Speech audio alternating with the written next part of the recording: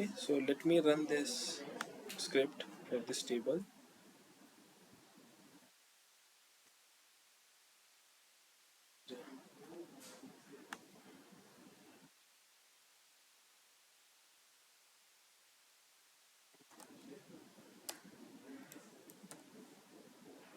If I run this table में क्या data है? Like this, company ID, user ID and language. If I copy this table, let's say open in Excel.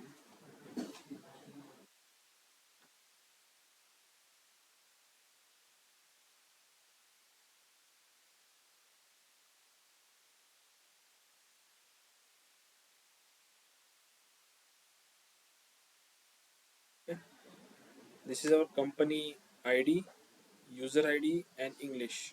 Question क्या है कि ऐसी company में मुझे ऐसी कंपनी चाहिए जिसमें at least 2 user English and German language speak कर सकते हैं. ठीक है, तो अगर हम कंपनी 1 की बात करें तो 1 कंपनी में मेरे पास इतने यूजर्स हैं. इस यूजर्स में से let's say for example this user ID 1 1, ठीक है, user ID 1 1 having English and German, तो ये क्वालिफाई होता है, राइट.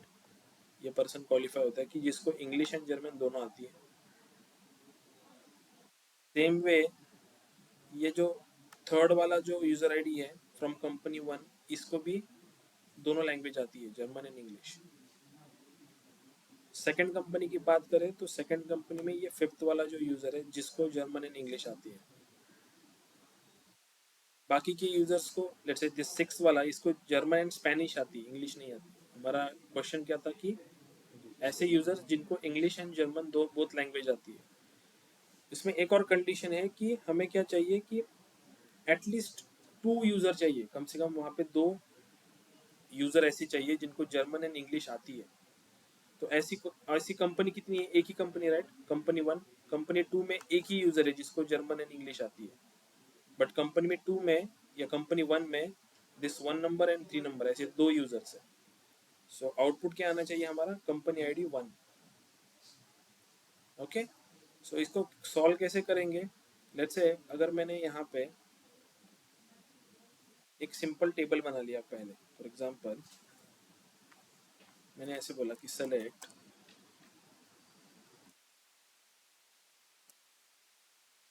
कंपनी यूजर, एंड यहाँ पे मैं लेट्स से ये ले रहा हूँ company ID and user ID. ये 2 कॉलम ले रहा हूँ और यहाँ पे एक वेयर क्लॉज लगा रहा हूँ मैं. वेयर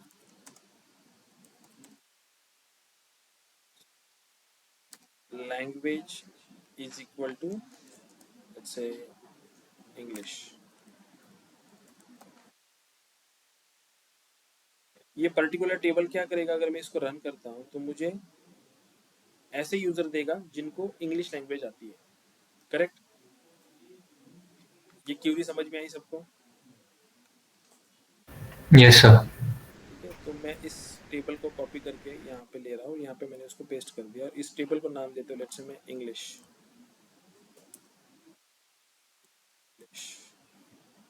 ठीक है, सेम वे नेक्स्ट क्यूरी मैं लिख रहा हूँ दूसरी वाली.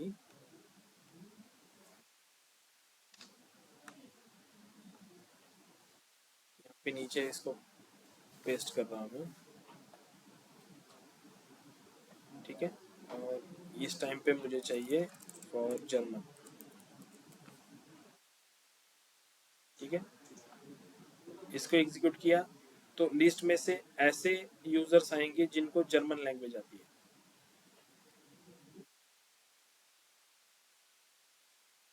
और मैंने इस टेबल को भी यहाँ पे पेस्ट कर दिया, जैसे जर्मन.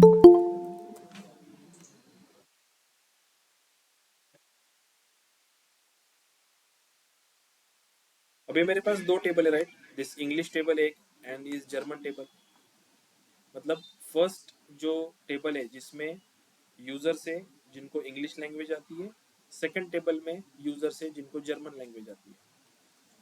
अगर मैंने इन दो टेबल्स को ज्वाइन किया on the basis of company and user ID. क्योंकि मोटिव क्या है हमारा कि एक कंपनी के अंदर जो यूजर होगा जिसको इंग्लिश आती होगी, सेम कंपनी में जो यूजर होगा उसको जर्मन भी आनी चाहिए। करेक्ट, मतलब बहुत लैंग्वेज आनी चाहिए। तो अगर मैं ज्वाइन करूँ इन दोनों को on the basis of company and user ID, तो ये वन वन जो है, दिस फर्स्ट रो, ये कनेक्ट किससे होगा? इससे होगा, इस वन से। अगर मैं इसका इनर ज्वाइन ले लूँ, कॉमन चाहिए मुझे इन दोनों टेबल में से, तो ये वन वन एंड ये वन वन, तो आउटपुट में मुझे मिलेगा यहाँ पे लेट से वन वन। ठीक है, आउटपुट में लेट से दो कॉलम मिलेंगे हमें, company and user ID.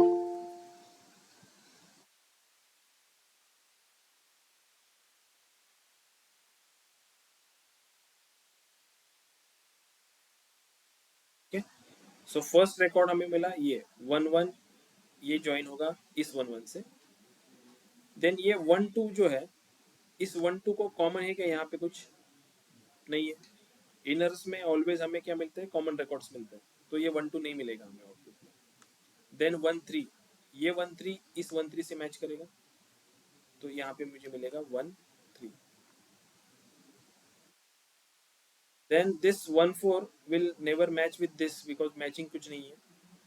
This two five match with this two five, output में मिलेगा यहाँ पे two five. And this two seven के लिए कोई मैचिंग यहाँ पे जर्मन के टेबल में नहीं है, तो टू सेवन नहीं मिलेगा। तो जब इनर ज्वाइन करूंगा तो मुझे ये आउटपुट आएगा वन वन टू टू। ठीक है, तो अगर मैं यहाँ पे इस यूजर आईडी का काउंट ले लूँ, यहाँ पे लेट्स से मैं एक कॉलम क्रिएट करूंगा काउंट का, जो मुझे क्या बताएगा कि दिस पर्टिकुलर कंपनी के लिए कितने काउंट है। तो जब मैं ग्रुप बाय करूंगा on the basis of company and count करूंगा, तो आउटपुट में क्या मिलेगा मुझे? लेट्स से अगेन तीन कॉलम मिलेंगे हमें।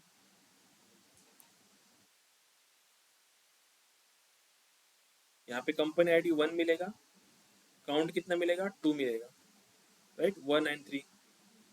एंड कंपनी टू के लिए काउंट कितना मिलेगा? वन मिलेगा, एक ही यूजर है। इस पर्टिकुलर टेबल पे वेयर क्लॉज लगा सकते, राइट?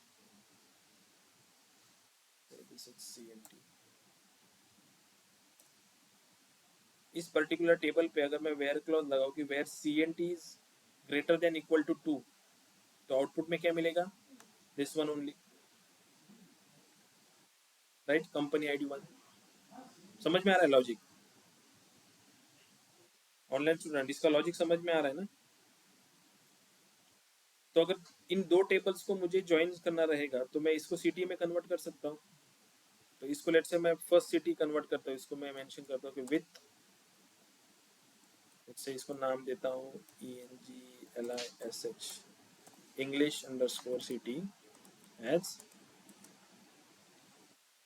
इसको मैंने पहली सिटी बना ली, एंड जो नीचे का टेबल है इसको मैं दूसरी सिटी बना रहा हूँ, German city, German underscore city as.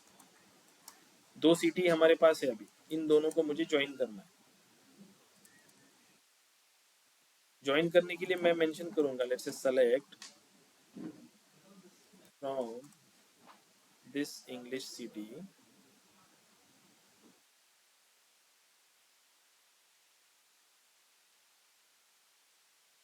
अगर मैंने इसको रन किया तो मुझे इंग्लिश सिटी का आउटपुट मिलेगा। अगर जर्मन का रन किया मैंने, select star from German city, तो जर्मन का आउटपुट मिलेगा। तो मैं यहाँ पे मेंशन कर रहा हूँ कि inner join with what? This German city table. इस इंग्लिश सिटी टेबल को नाम दे रहा हूँ मैं ई, एंड इस जर्मन सिटी टेबल को नाम दे रहा हूँ जी। अभी मुझे यहाँ पे स्टार नहीं चाहिए, मुझे कुछ ही कॉमन कॉलम चाहिए। जैसे मुझे चाहिए ई dot company ID,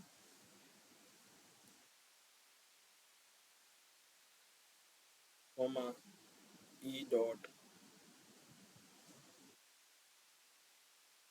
user ID.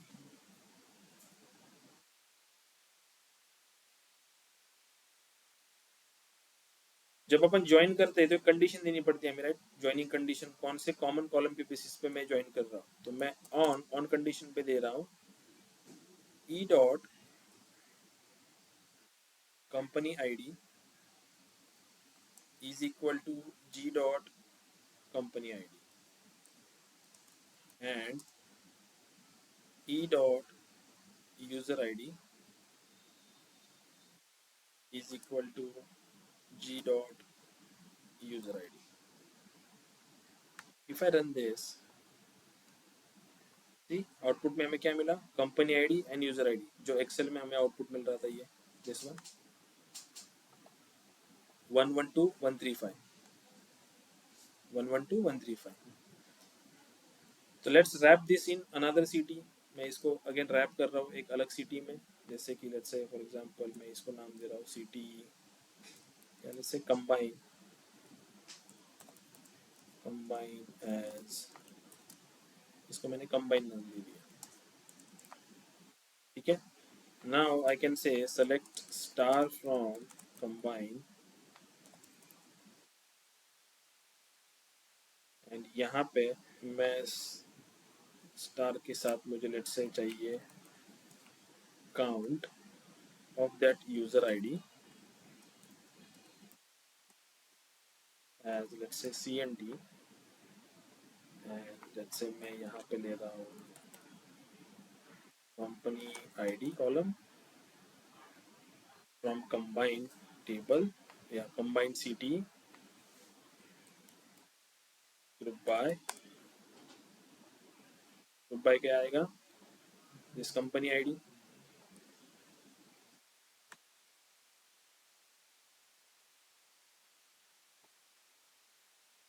This, तो ये मुझे मिला कि कंपनी आईडी 1 में दो ऐसे यूजर है जिनको इंग्लिश एंड जर्मन आती है. कंपनी 2 में एक यूजर ऐसा है जिसको जर्मन आती है, इंग्लिश आती है. हमें अब अगेन यहाँ पे क्या करना पड़ेगा, हैविंग क्लॉज यूज करना पड़ेगा, right? Having this count of user id should be greater than equal to 2.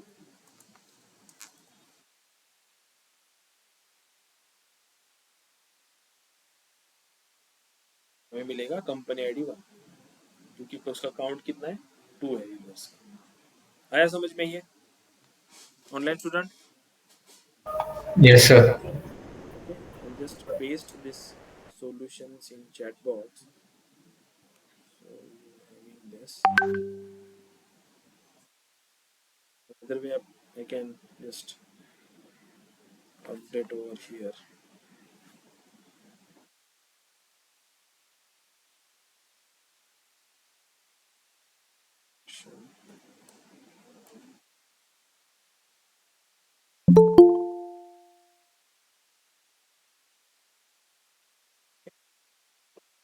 Fine then. Let's start with this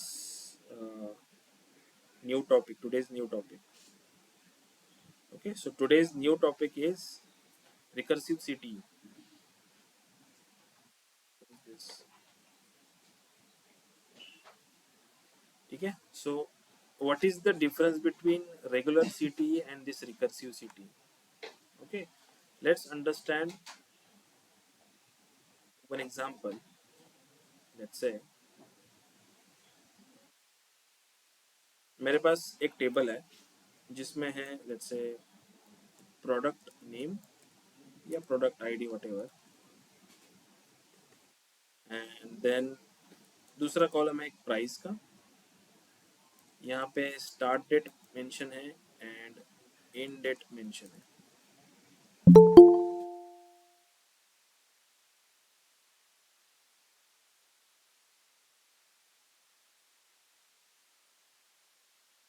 ठीक है. And let's say product P1 है and then again product P2 है.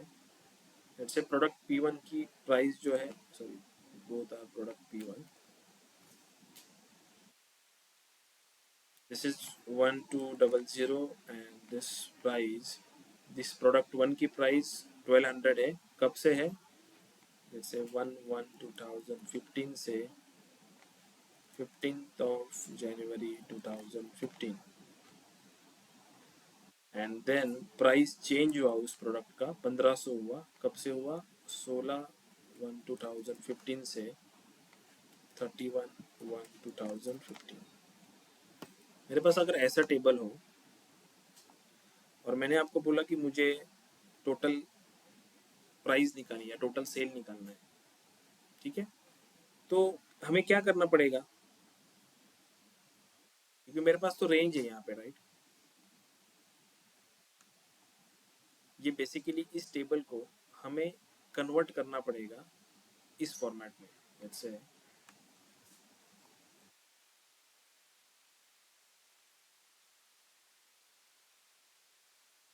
से product P1 price 1200, start date is 1/1/2015 and end date क्या है उसकी, 15/1/2015। Now I can say,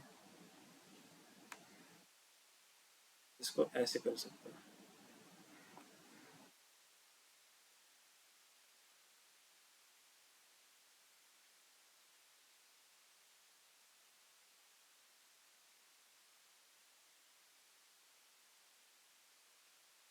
अगर मैंने इस इंफॉर्मेशन को, फर्स्ट रो की जो इंफॉर्मेशन है, इसको अगर मैंने ऐसे कन्वर्ट कर लिया,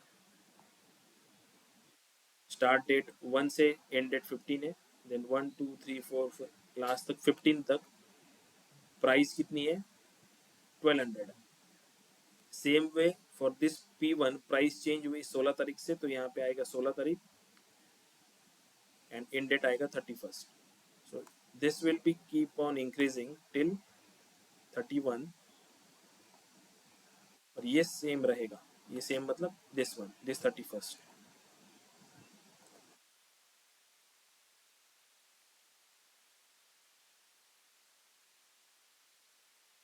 and this P1 will be remain same। Price change हुआ 1500, यहाँ से लेके यहाँ तक। तो मुझे इस इंफॉर्मेशन को इस इंफॉर्मेशन में कन्वर्ट करना पड़ेगा पहले, ठीक है, तभी मुझे टोटल सेल मिलेगा। Now I can say summation of this 42,000, क्योंकि कॉलम का एग्रीगेशन या जो भी आप एग्रीगेशन मैथमेटिकल एक्सप्रेशन पास करोगे, तो उसके लिए आपके पास एक कॉलम चाहिए जिसमें वैल्यूज हो। इसमें बस 1200 एक वन टाइम ही है, या 1500 वन टाइम ही है, बट ये जो डेट्स है, इन डेट्स को भी आपको ध्यान में रखना पड़ेगा कि डेट 1 तारीख से स्टार्ट हो रही है एंड 15 तक खत्म हो रही है, तो 15 दिन का जो सेल है वो आपको ऐसे कैलकुलेट करके लेना पड़ेगा, ठीक है। तो हम ऐसी इंफॉर्मेशन को इस टेबल में कैसे ला सकते हैं, इसके लिए हम यूज करते हैं रिकर्सिव सिटीज, ठीक है। Let's understand the syntax, recursive city का सिंटैक्स अंडरस्टैंड करते हैं, and then we will see this example again, ठीक है। तो सिंटैक्स आता है उसका, लेट्स से कि with city as, let's say simple example, अगर मुझे यहाँ पे 1 से लेके 9 तक नंबर प्रिंट करने हैं, 1 2 3 4 ऐसे, एसक्यूएल में मुझे अगर 1 2 3 4 9 ऐसे नंबर प्रिंट करने, अलग अलग रो में एक नंबर 1 2 3 4 ऐसे आउटपुट चाहिए, तो जितना अभी तक हमने पढ़ा उसको यूज करके हम ये आउटपुट कैसे ला सकते हैं। आपको मैंने बोला कि मुझे 1 से लेके 9 तक वैल्यू प्रिंट करके आउटपुट में चाहिए, 1 2 3 4 5 6 8 9 ऐसी। तो आप कैसे इसको क्यूरी लिखोगे, इसकी के पास ना कोई टेबल है ना कुछ नहीं है, राइट। तो ये जो थिंग है, ये कंटिन्यूसली इंक्रीमेंट हो रही है, सिर्फ 1 2 3 4 एक से इंक्रीमेंट हो रही है। तो ऐसा इंक्रीमेंट जो होता है, ये इंक्रीमेंट पर्टिकुलर अपर लिमिट तक, जैसे कि मेरा लोअर लिमिट 1 है, अपर लिमिट 9 है, मुझे इंक्रीमेंट करना है 1 से लेकर 9 तक, एंड वो आउटपुट जो है वो प्रिंट करना है, then in that case I can use recursive ct to achieve this। ठीक है। रिकर्सिव सिटी में हम क्या करते हैं, हम दिस फर्स्ट रो जो होती है, इस फर्स्ट रो को हम एंकर एलिमेंट कंसिडर करते हैं, एंड देन उस एंकर एलिमेंट में उसको हम बोलते हैं कि जैसे कि दिस एंकर एलिमेंट में ऐड 1 + 1, देन जो सेकंड आएगा उस सेकंड को वो एज एंकर एलिमेंट कंसिडर करके उसमें अगेन +1 को ऐड करता जाएगा।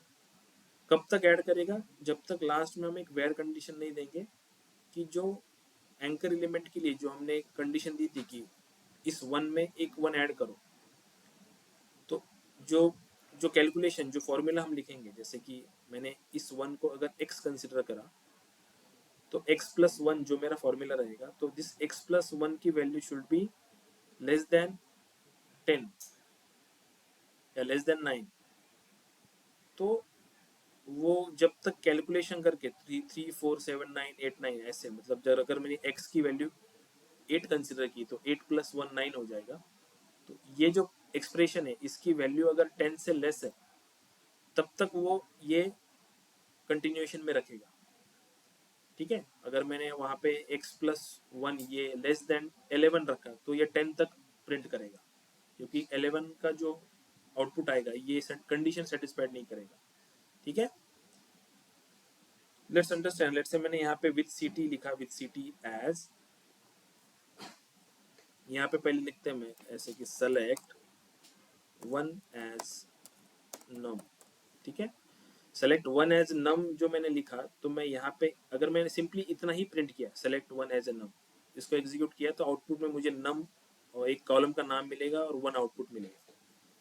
So this is my first anchor element, इसको मैं बोलूंगा एंकर एलिमेंट। ठीक है, इस एंकर एलिमेंट के बाद नॉर्मली रिकर्सिव सिटी का सिंटैक्स जो होता है वो विथ से ही स्टार्ट होता है, क्योंकि this is city, but bracket के अंदर आपको यूनियन ऑल करना पड़ता है। सभी रिकर्सिव सिटीज में ऐसा ही सिंटैक्स रहेगा, यूनियन ऑल। बस ये जो 1 हमने यहाँ पे मेंशन किया, इस 1 की जगह पे एक्चुअल आपके टेबल्स के नाम आने वाले हैं। ठीक है, तो मैं सेलेक्ट 1 एज नम किया, मैंने एंकर एलिमेंट दिया, देन यहाँ पे मैं यूनियन ऑल करता हूँ, यूनियन ऑल। जब भी हम ये सेट ऑपरेटर्स यूज करते हैं तो हमारी कंडीशंस क्या होती है कि number of columns, data types, नाम सब सेम होना चाहिए, राइट। तो अगर मेरा पहला टेबल जो है, ये पहला टेबल आउटपुट मुझे 1 दे रहा है, नम 1, तो जो सेकंड टेबल आएगा उस सेकंड टेबल में भी उसका नाम नम होना चाहिए, एंड यहाँ पे एक वैल्यू होनी चाहिए उस नम के कॉलम के अंदर। तो मैं यहाँ पे ऐसे लिखता हूँ कि सेलेक्ट दिस नम +1 एज नम। अगर मैंने इसको, इसका जो आउटपुट रहेगा सेलेक्ट नम +1 एज ए नम, तो ये नम क्या, कौन सा रेफरेंस ले रहा है, जो ये आपने 1 यहाँ पे दिया हुआ है उसका, तो इसका आउटपुट क्या आएगा, 1+1 2 आएगा। ठीक है, फ्रॉम CTE आप CT को, इसी CT का रेफरेंस उसी CT के ब्रैकेट में लेते हो रिकर्सिव सिटीज में। दिस इज द सिंटैक्स, आपको ऐसे ही लिखना पड़ेगा सिंटैक्स को। तो select num +1 as a num from CT where this num +1 should be less than equal to or less than let's say 10। And CTs को रन करने के लिए हम क्या लिखते हैं कि select star from CT। अगर मैंने इसको रन किया तो सी आउटपुट में मुझे क्या मिल रहा है, 1 2 3 4 5 6 7 8 9। ये परफॉर्म कैसे हुआ, ये जो एंकर एलिमेंट की जो क्यूरी होती है ये 1 टाइम रन होती है ओनली, फर्स्ट टाइम जब आपकी क्यूरी स्टार्ट होती है रन करना तो फर्स्ट ये रन होगा जो आपने एंकर एलिमेंट दिया है। देन सेकंड टाइम क्या होगा, वो इस एंकर एलिमेंट को कंसिडर करेगा, इस एक्सप्रेशन को रन करेगा, आउटपुट में मिलेगा उसको 2। जब आउटपुट में 2 मिलेगा तो ये कंडीशन चेक करेगा कि जो ये 2 मिला है ये 10 से लेस है क्या, यस लेस है तो प्रिंट करेगा। अगेन इस 2 को वो कंसिडर करेगा एंकर, उसमें अगेन एक ऐड करेगा। ये जो बाद वाली जो क्यूरी है ये बार बार रन होती है, इसका रिकर्शन होता है।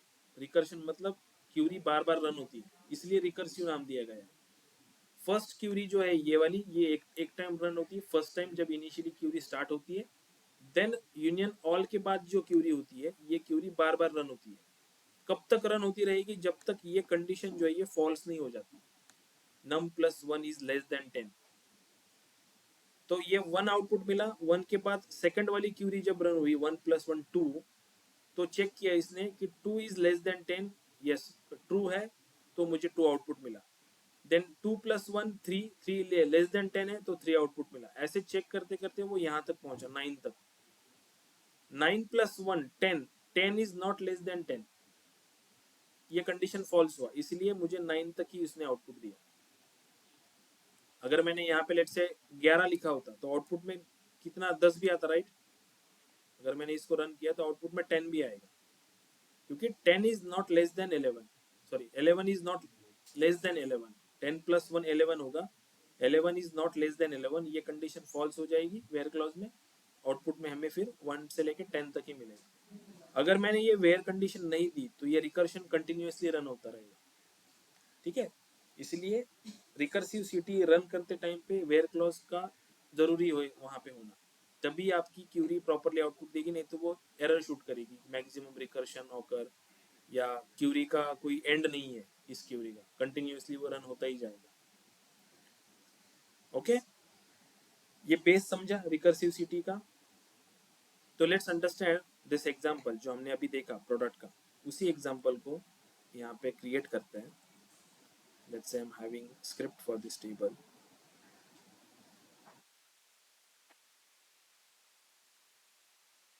से this product table script I am having, मैं इसको कॉपी कर दिया and let's say I just paste it over here.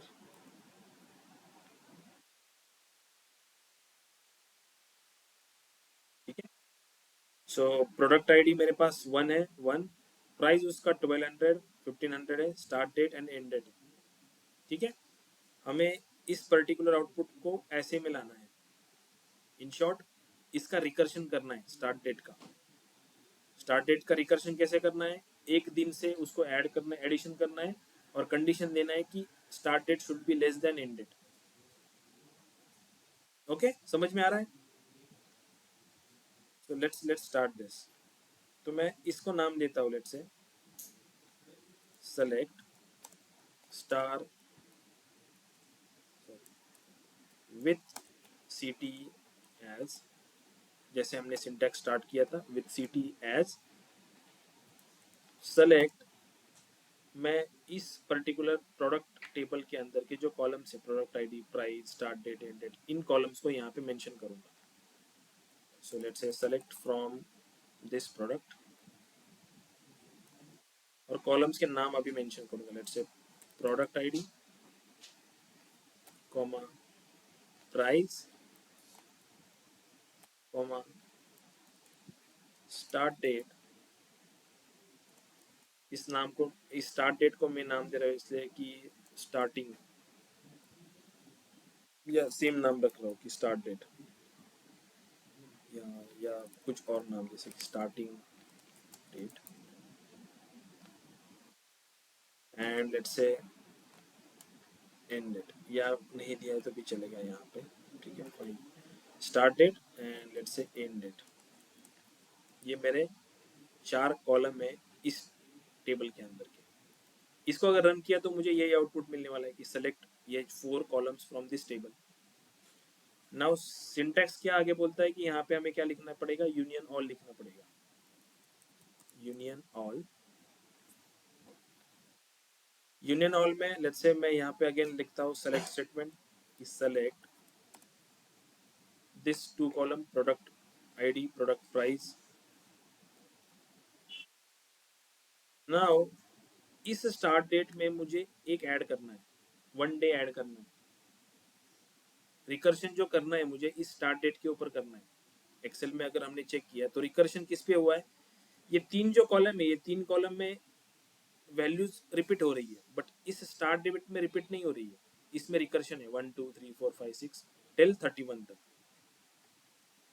तो इस स्टार्ट डेट में अगर एंकर एलिमेंट में बोलूँ कि लेट्स से फर्स्ट रो जो है वो मेरा एंकर है, दिस पर्टिकुलर सेल, इसमें अगर मुझे 1 डे ऐड करके 2 लाना है तो मैं कैसे ला सकता हूँ?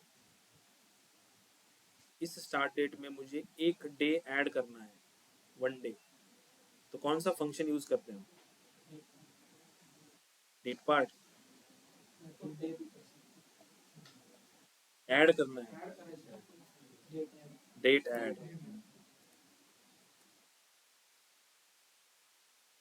डेट ऐड में क्या, द स्टार्ट डेट +1, सॉरी ऐसे नहीं, हम क्या करते हैं, लेट्स से मुझे डे ऐड करना है,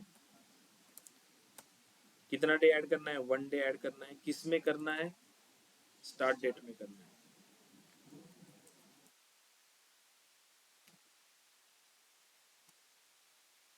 ठीक है, एज लेट्स से मैं इसको नाम दे रहा हूँ स्टार्ट डेट, सेम नाम रख रहा हूँ, this one and this one same नाम, कॉमा एंड डेट में एंड डेट ही रख रहा हूँ, जो एंड डेट रहेगी वो एंड डेट मुझे चाहिए, फ्रॉम लेट्स से सिटी। ठीक है, now where clause, where this start date this start date should be less than this end date, ये मेरी वेयर कंडीशन रहेगी, राइट? क्योंकि रिकर्शन कब तक रहेगा, एंड डेट तक रहेगा, राइट?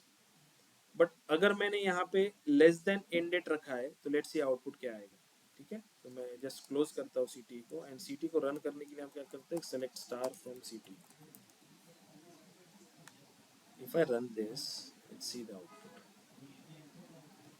ठीक है, अभी ये स्टार्ट डेट जो है ये ऑर्डर में नहीं है, अगर ऑर्डर में चाहिए मुझे तो मैं यहाँ पे कैसे लिखूंगा, let's say order by start date,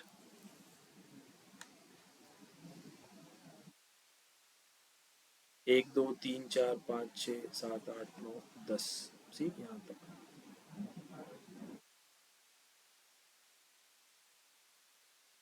यहाँ तक मुझे 1200 तक ये रिकर्शन मिला, देन यहाँ पे मुझे मिल रहा है 1500 1500 1500 एंड देन टिल यहाँ तक 15 तक वो रिकर्शन मिल रहा है। सो मुझे basically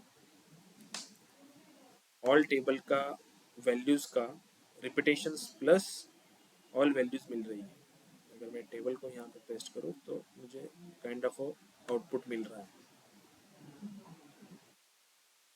C now I can use those table for further calculation. ठीक है, बेसिकली रिकर्सिव सीटी का यूज किया जाता है डेट टेबल्स क्रिएशन के लिए।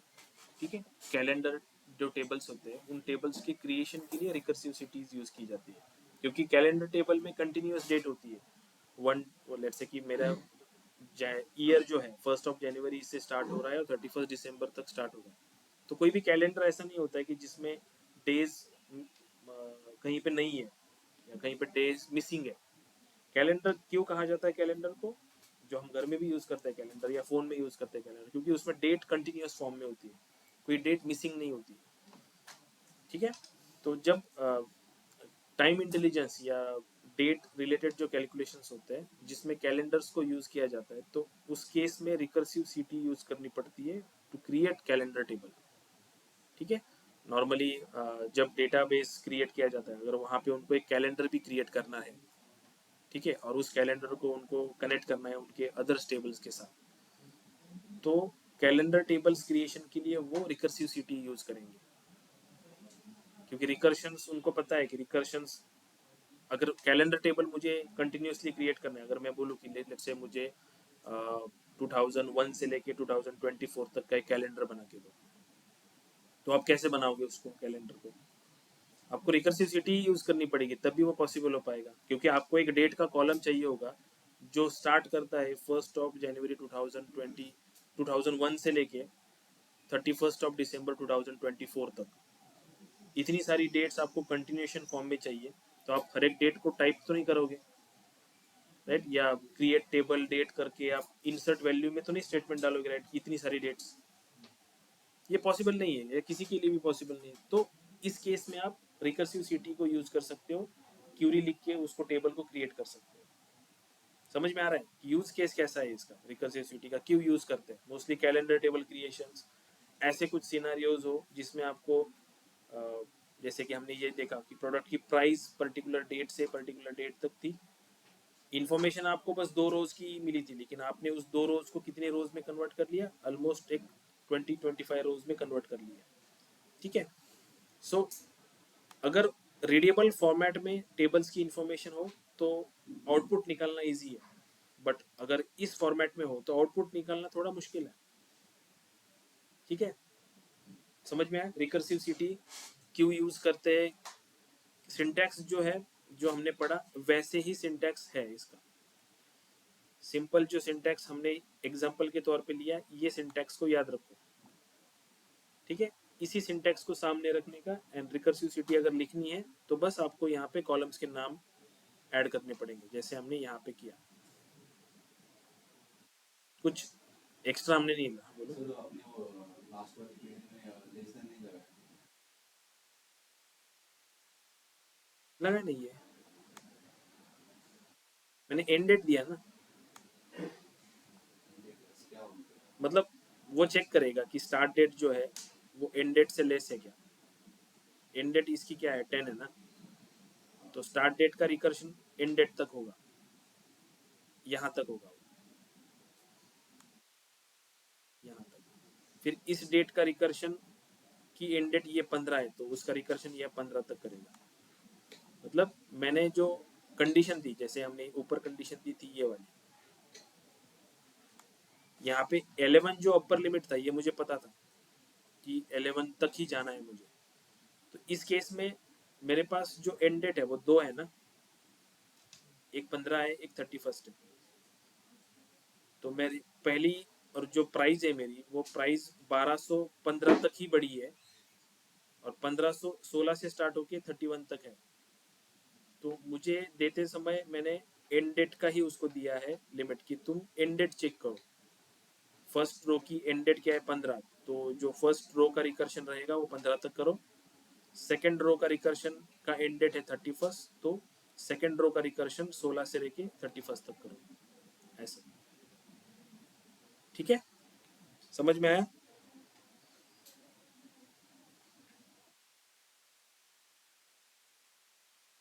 ऑनलाइन स्टूडेंट, समझ में आया?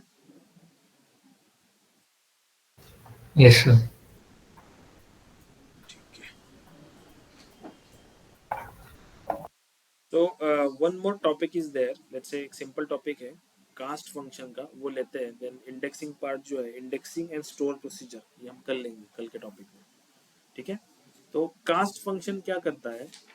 लेट्स से मुझे किसी कॉलम्स का डेटा टाइप चेंज करना है फॉर यूजिंग पर्पज। जैसे आपके पास एक टेबल है, आप कोई टेबल यूज कर रहे हो, और उस टेबल में डेट का कॉलम है, लेकिन डेट का कॉलम जब वो टेबल क्रिएट किया था तो डेट के कॉलम का डेटा टाइप दिया गया था वेरचर। वेरचर एक ऐसा डेटा टाइप है वो जो सभी वैल्यूज एक्सेप्ट करता है। ठीक है, लेकिन आपको अभी उस डेट के कॉलम को यूज करके कोई डेट रिलेटेड फंक्शंस यूज करना है, जैसे डेट ऐड यूज करना है आपको, या डेट पार्ट यूज करना है। ठीक है, तो अगर वैसी मेरी रिक्वायरमेंट रहेगी तो वेरचर डेटा टाइप के ऊपर मैं डेट फंक्शंस यूज नहीं कर सकता। ठीक है, एक तो मुझे उस डेट के कॉलम का डेटा टाइप चेंज करना पड़ेगा, लेकिन क्रिएट स्टेटमेंट में जाके वो डेटा टाइप चेंज करना, वो आप स्ट्रक्चर में चेंजेस करोगे। तो इसीलिए बेटर मैं क्या करूंगा कि कास्ट फंक्शन यूज करके एक और नया कॉलम बना लूंगा उसी डेट का डुप्लीकेट कॉलम, बट उसका डेटा टाइप वेरकर नहीं रहेगा, उसका डेटा टाइप रहेगा डेट। ठीक है, क्योंकि क्यों करना है हमें ये? क्योंकि हमें उस पर्टिकुलर कॉलम्स के ऊपर कुछ ऑपरेशंस परफॉर्म करने हैं डेट रिलेटेड। उसका डेटा टाइप जब टेबल क्रिएट हुआ था तब वेरकर था, मुझे डेट डेटा टाइप होगा तभी मैं कर पाऊंगा वो। तो उसको कैसे करेंगे अपन? तो सिंपल सिंटैक्स है। लेट्स से मेरे पास, let's say select order date from orders.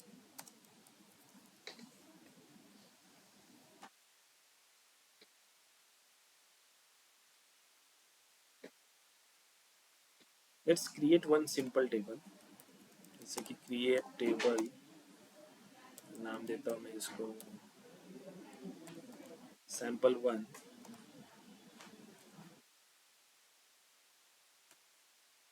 जैसे यहाँ पे डालते हैं ऑर्डर डेट, जिसका डेटा टाइप मैं यहाँ पे मेंशन कर रहा हूँ varchar 20, and let's say sale int, let's say sale का भी मैं varchar ही दे रहा हूँ फिलहाल के लिए।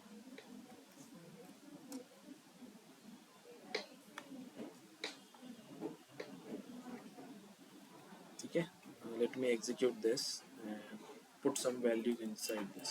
Let's say insert into sample1 values, let's say 20240101, value should be so 200.30.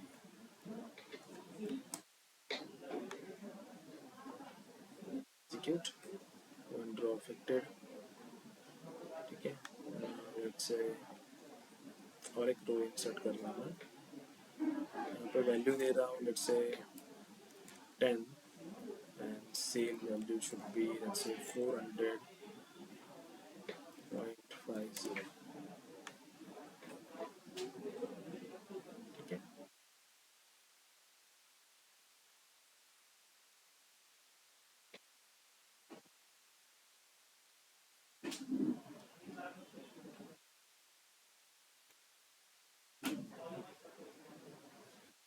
Text कर देखते हैं।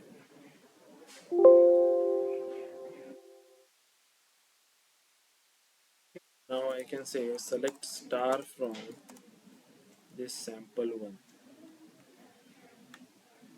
If I run this table, मुझे आउटपुट में दो रो मिलेंगे, right, order rate and cell.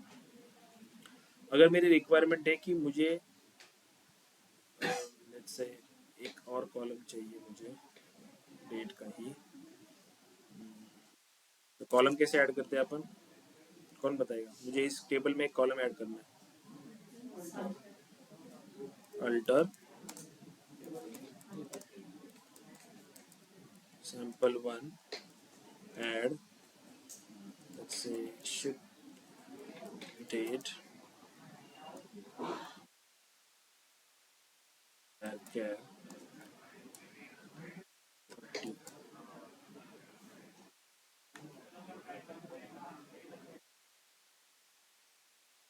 let's say insert into, और मुझे अभी दो वैल्यूज अपडेट करनी है, तो update sample1 set order date ship date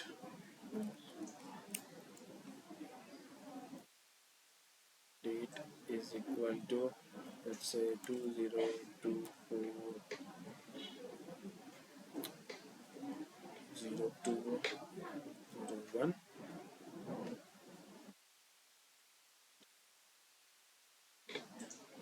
where order date is equal to say this one,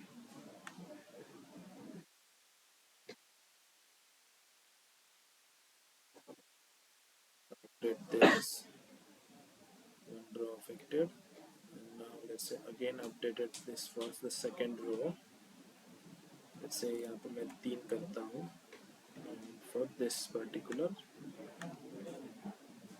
row के लिए।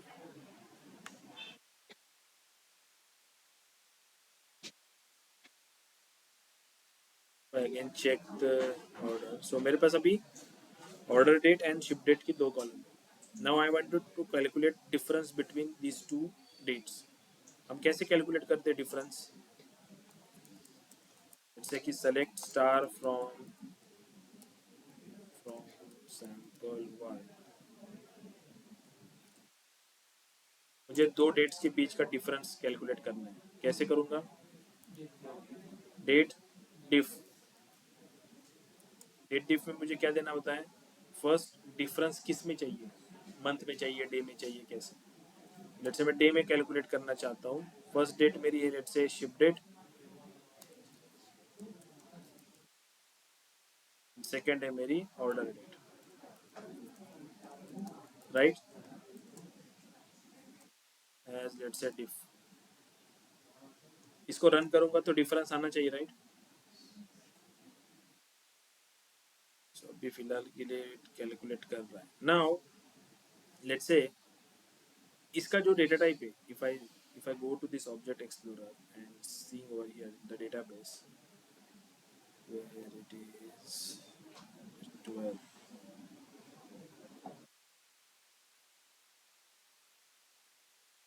tables, this dbo sample 1 columns, you see data types इसका varchar है, right.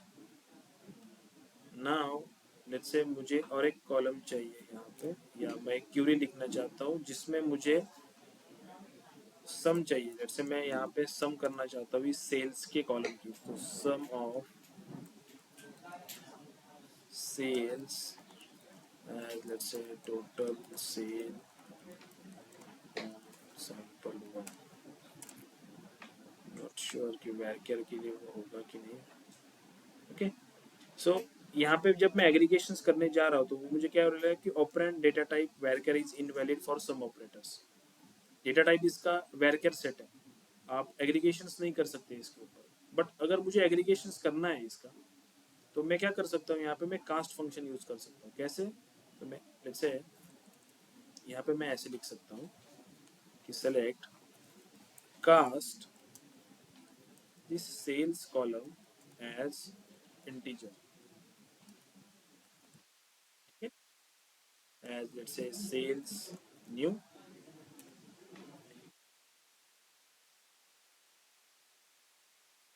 from let's say sample 1, let's say मैं order id column ले रहा हूँ यहाँ पे,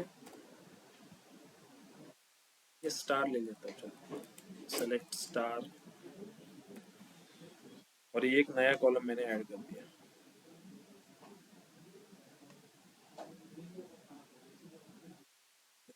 int character value, ओके,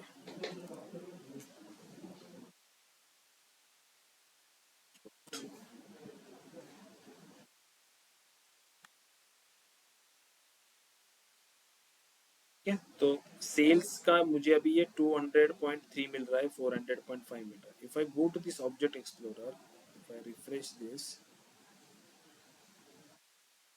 ये बन के नहीं आया हुआ क्योंकि ये आउटपुट में है अभी, ठीक है, वहां पे वेर ही है। लेट्स से एनएमडी एसक्यूएल 12 में टेबल्स के अंदर ये जो सैंपल टेबल्स है, इस सैंपल टेबल के अंदर कॉलम्स जो है वो स्टिल सेल्स का कॉलम क्या है, वेर कैर ही है। लेकिन क्यूरी में जो आउटपुट में अपन ने कास्ट फंक्शन यूज किया, उसने क्या किया है, सेल्स न्यू को फ्लोट में कन्वर्ट कर दिया है। ये जो नया कॉलम बन के आया ये फ्लोट डेटा टाइप का है। नाउ लेट्स से मैं इसको यूज कर सकते हैं, जैसे कि मैं ऐसे लिख सकता हूँ कि विथ, जैसे मैं इसको एक सिंपल सिटी में डाल रहा हूँ कि विथ सिटी एज, इस छोटे टेबल को डाल दिया मैंने सिटी के अंदर,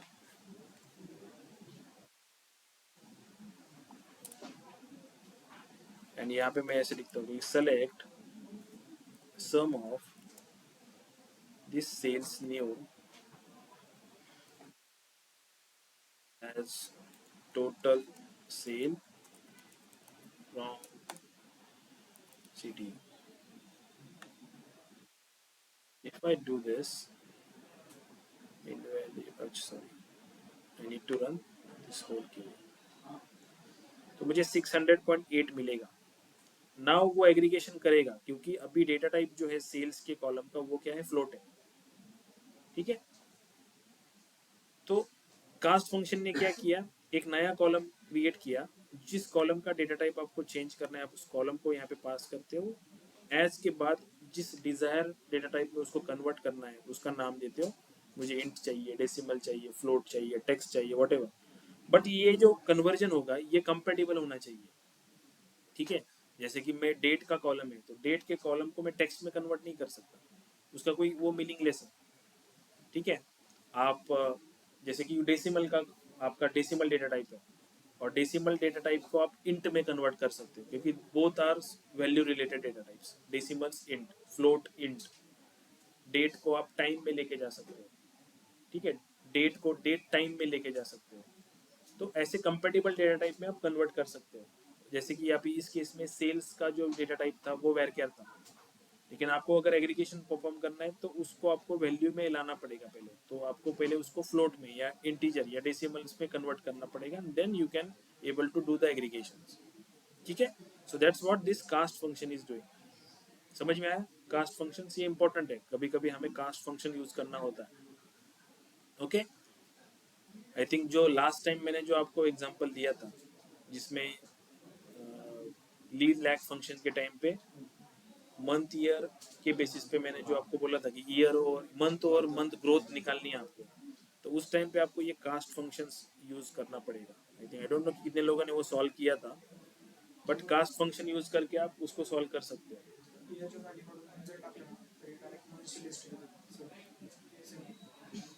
या क्योंकि आप ईयर एंड मंथ को कॉन्केट कर सकते हो, या एक में एक नंबर ला सकते हो। अगर आप कॉन्केट या प्लस साइन यूज करके उसको ला रहे तो उसका डिफॉल्ट डेटा टाइप टेक्स्ट होता है। तो कास्ट यूज करके आप उसको डेसी या किसी इंट में लेके जा सकते हो, और फिर सॉर्टिंग ऑर्डर के लिए उसको यूज कर सकते हो कि मुझे सॉर्ट करने के लिए जनवरी से लेकर दिसंबर तक सॉर्ट करना है, then you can calculate accordingly, ठीक है। तो कास्ट फंक्शन आप उस केस में भी यूज कर सकते हो। अंडरस्टैंड हुआ कास्ट फंक्शन सबको? ऑनलाइन स्टूडेंट, कास्ट फंक्शन समझ में आया? Yes, sir. Okay fine then, आज के लिए इतना काफ़ी है। कल हम store procedures and indexing part कल देखेंगे। मोस्टली 2 या 3 लेक्चर्स में हम सीक्वल खत्म कर देंगे। Okay, and also I upload solution for all the assignments. Assignment 6 भी आज दूंगा and solution for all the assignments भी दे दूंगा। ओके, चलो देन फाइन, मिलते हैं Yes. अपन कल। सिलेक्ट तर झालं म्हणजे सेव्ह पूर्ण झाले बट मी कॉल जाऊन आउटपुट काय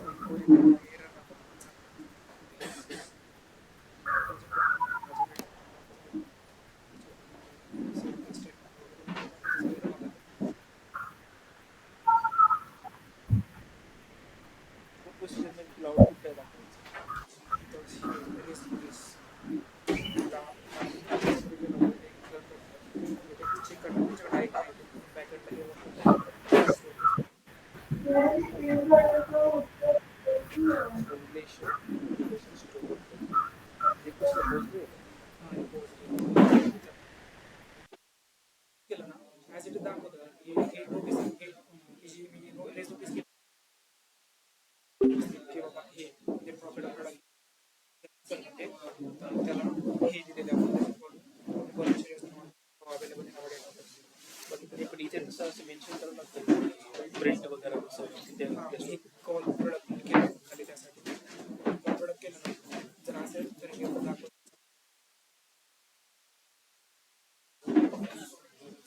तुला आता हे सापडत नाही काल वर जाते आता मी काय ते करत होतो कंट्रोल रेट केलं कुठेतरी बाकीच्या वर करते ते सगळं बाकी केस वगैरे आपल्यासाठी ठेवलं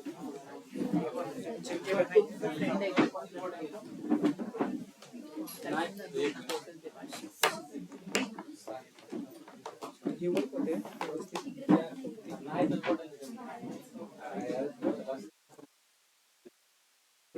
हे दाखवतो